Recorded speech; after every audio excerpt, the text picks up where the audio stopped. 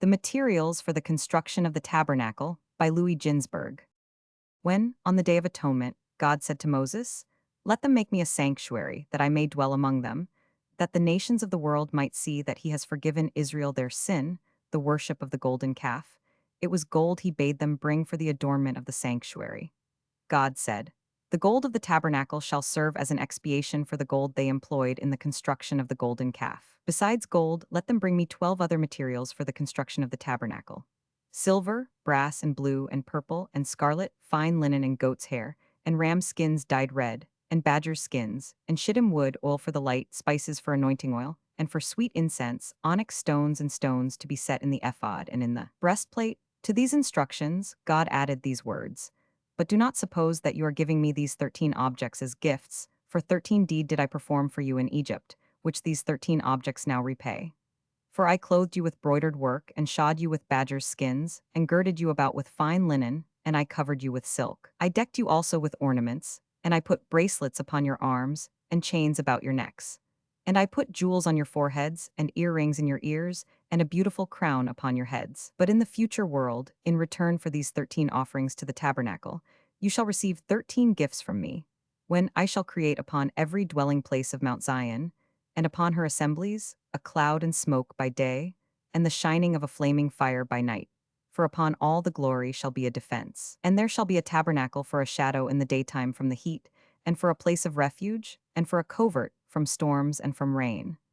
God continued, "Give your contributions to the sanctuary with a willing heart. Do not think that you need give anything out of your pockets, for all you have belongs to me, through whom you received it in you passage through the Red Sea, when you took their wealth from the Egyptians. 322 I demand nothing from the other nations, but from you I do so, because it was I that led you out of Egypt.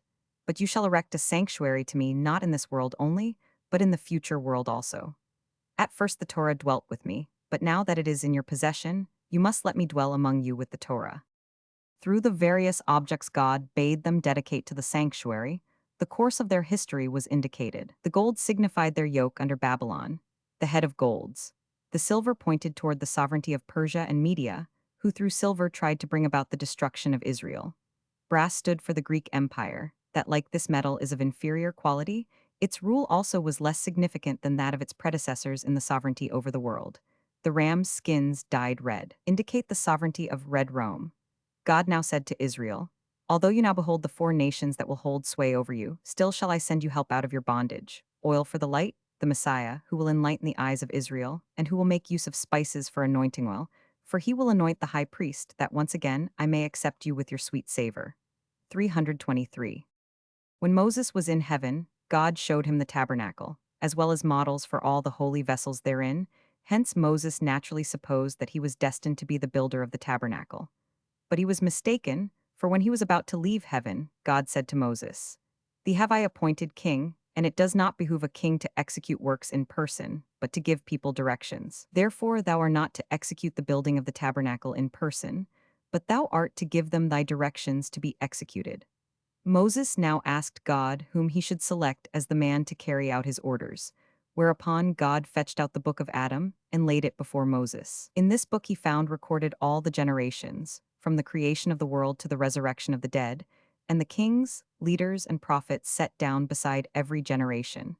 Then God said to Moses, "In that hour did I decree every man's calling, and Bezalel was then appointed to his task." 324.